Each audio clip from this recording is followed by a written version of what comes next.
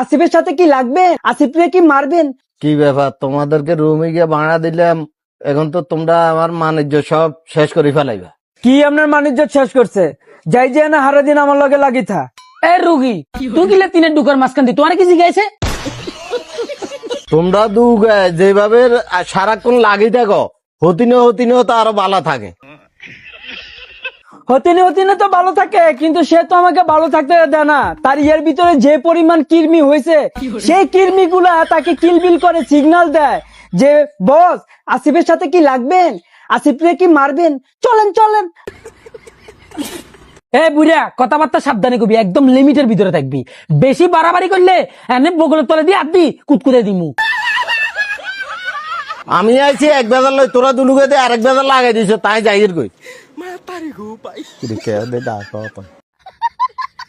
আপনার আবার কি এর বেজাল? এবারের লগে তো বেজাল করতে করতে অবস্থা খারাপ হয়ে যায়গা।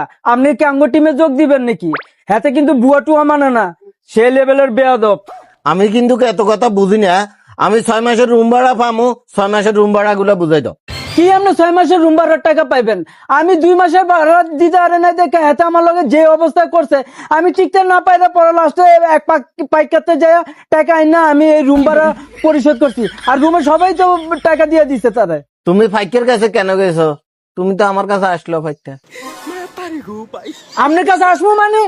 আমি বুঝাইতেন চাইয়ে যে যাই যে 6 মাসের টাকা আরো 2 মাসের টাইম দিছি, তো তুমিও আমার কাছে আসতে, তোমারও 2 মাসের টাইম দিতাম। আরো আমরা একে অপরের সুখ দুঃখ না বুঝলে আমরা তো মানুষ না। কিরে 6 মাসের টাকা তো আমরা সবাই দিয়ে দিছি, তুই 6 মাসের টাকা দিয়ে হেতারে দিলি না কে? গাল লগা বাদ ইচ্ছা বাইক কিস্তি ছিল কিস্তি দিয়ে দিছি।